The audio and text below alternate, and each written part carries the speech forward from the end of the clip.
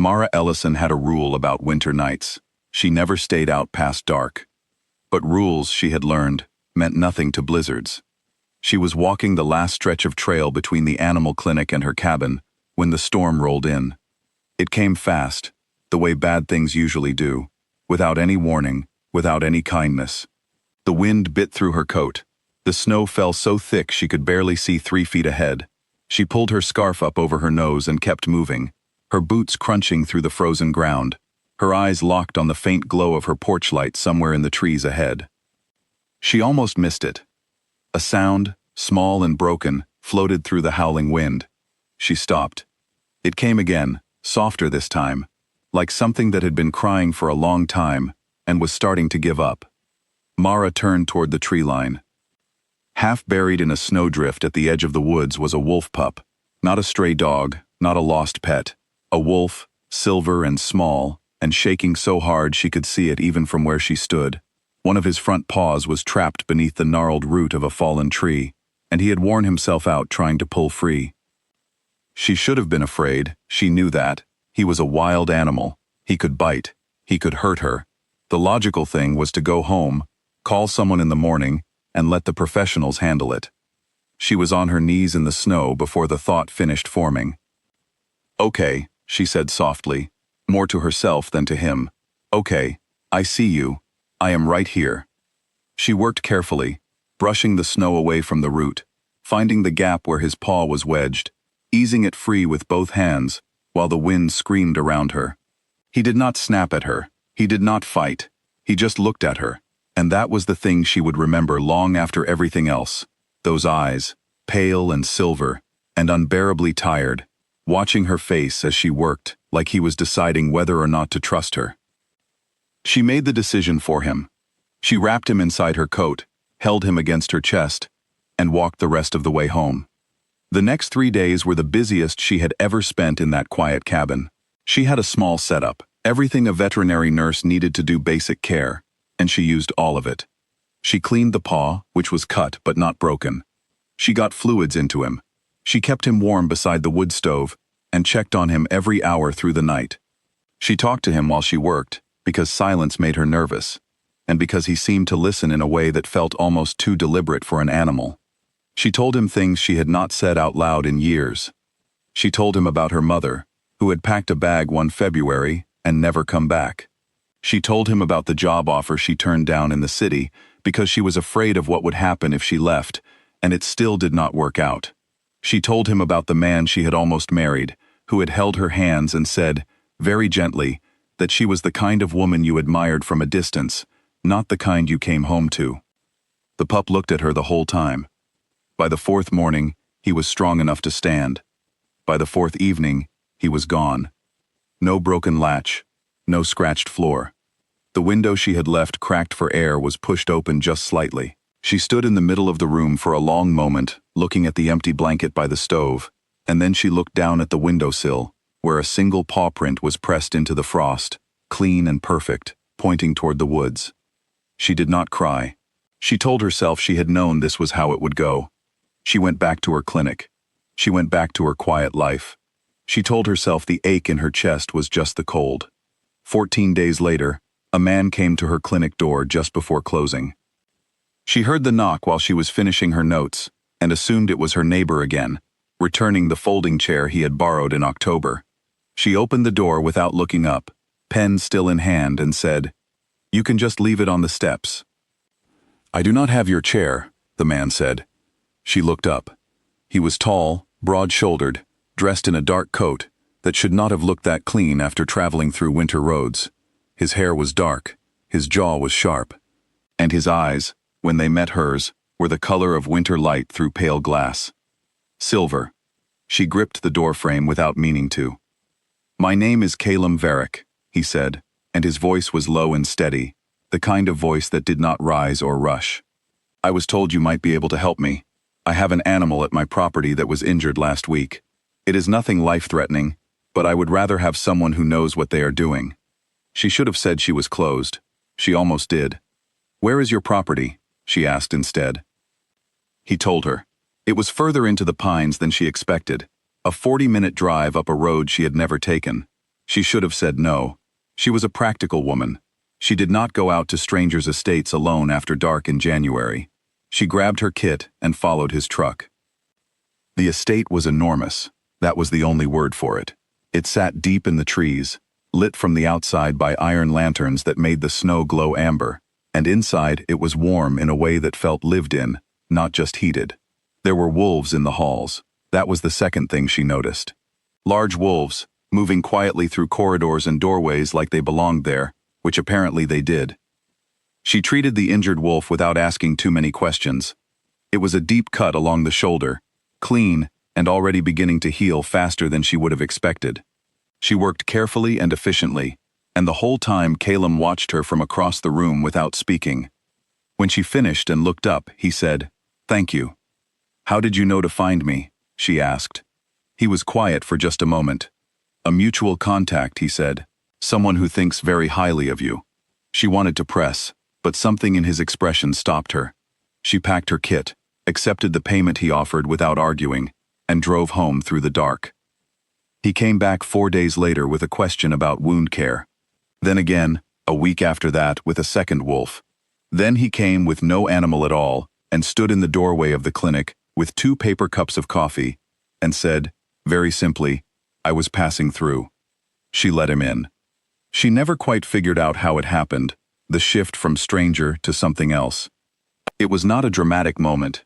It was coffee that turned into conversation, that turned into the kind of quiet company she had forgotten she was hungry for. He asked about her work, with a specificity that told her he had actually listened the last time. He remembered that she preferred no sugar. He never asked her to be louder or warmer or easier than she was. One night, sitting across from him in the clinic after hours, with the snow coming down outside, she put her cup down and said, "I need to ask you something." "All right," he said. "About a month ago, I found a wolf pup in a blizzard, trapped in the roots of a fallen tree. I brought him home, and he healed, and then he left." She paused. His eyes were silver. Calum looked at her for a long moment. "I know it sounds strange," she said. "It does not sound strange," he said quietly. "It sounds exactly right." She waited. He told her then, slowly and without drama, as if he had been deciding for some time how to begin. He told her what he was, what his people were. He told her about the bloodline that stretched back further than any written history, about the packs that lived in the deep forests across the northern territories, about the responsibility that came with being alpha, and what it meant to lead. He told her about the scouting run that had gone wrong in the blizzard, about the injury that had cost him too much energy to shift back, about how the cold had been closing in around him when a woman had appeared in the dark and knelt in the snow without hesitation. "I was fading," he said, "and you talked to me. You told me about your mother and the job you were afraid to take, and the man who said the wrong thing. You kept me awake." Mara looked at her hands. "You saved my life," he said, "and you did not know who I was. You did not know what I was. You just saw something that was hurting, and you did not walk away." She did not know what to say. She had never been good at receiving things. Gratitude, compliments, the simple recognition that she had done something that mattered. She always deflected, always shrank it down to something manageable. But sitting there in that quiet room with the snow pressing against the windows, she found she could not make herself do it. "I would have done it for anyone," she said finally. "I know," he said. "That is the point. Not coldly, not unkindly, but the way she had always pulled back from anything that felt too large, too warm, too much like something she might lose. She kept their visits professional. She answered his questions about the wolves, and did not ask anything personal. She told herself this was sensible. She told herself she was protecting herself from exactly the kind of hope that had never served her well. He did not chase her. She had expected him to push, to argue, to try to convince her. He did none of those things. He simply kept showing up, small and consistent, in the way that only people who mean it actually do. He brought her soup once when she mentioned she had not eaten. He sat with her for 20 minutes outside the clinic one afternoon saying nothing, because she looked like she needed the quiet. He did not ask for anything. It was harder to resist than anything dramatic would have been. One evening in late February, he told her about the formal gathering of the northern packs. He told her about his people's traditions, about the bond that formed between an alpha and a partner, about how it was not assigned or arranged but simply recognized. He told her that he had recognized her. She listened to all of it, and then she said, "What does that mean for me?" "That depends on what you want," he said. She had never been asked that. Not in that way. Not without the question already carrying the weight of what she was supposed to want. She asked him for time. He gave it without complaint. The gathering came 3 weeks later. Mara had not planned to go. She was standing in her kitchen at dawn on the morning of the event when she looked at the window and saw the frost on the glass, and somewhere in the back of her mind, she saw a silver paw print pointing toward the woods, and she thought about a pup who had watched her face while she worked like she was the most trustworthy thing in the world. She got in the car. The gathering was held in a great open hall at the heart of Calem's estate. There were more people than she expected, gathered in the way of something official, something with rules she did not know. She stood near the back and told herself she was just watching. A man stepped forward. He was large and serious, with a scar along his jaw and the kind of stillness that meant authority. She would later learn his name was Doran, Calem's second, and that he had served beside him for longer than most people's lifetimes. He spoke about the responsibility of leadership. He spoke about bloodline and tradition, and what it meant for the alpha to stand beside someone. And then, with his eyes moving to where Mara stood near the wall, he said that the question of whether a human woman with no pack ties, no history, no name among their kind, should hold that place, was a question worth answering openly, before everyone. The room went quiet. Calem's jaw tightened. He moved to speak. Mara walked forward first. She was not built for rooms like this. She knew that. She did not have the right words or the right history. She stood in front of all of them, her hands still at her sides, and she said what was true. She said she did not know their laws. She said she had not come because she wanted a title, or a name, or a place in something old and powerful. She said she had come because 4 months ago she had found something suffering in the cold, and she had carried it home. And that was not a remarkable thing. That was just what a person did, and she would do it again. For any creature, royal or not, wolf or human, because that was the only way she knew how to be. She stopped talking. The room was very still. Then Doran, who had not moved the entire time she spoke, dropped his eyes. Not in defeat, not in surrender. In the quiet, careful way of someone who had been looking for one specific thing and had finally found it. Calem stepped to her side. Nobody argued after that. The story of Mara Ellison did not end with a ceremony, though there was one. It did not end with a crown, though her name was spoken in those northern territories for generations afterward. It ended really on a morning in early March, when she was opening the clinic in the pale winter light, and looked up to find Calem sitting on her front steps with 2 cups of coffee and no particular reason for being there.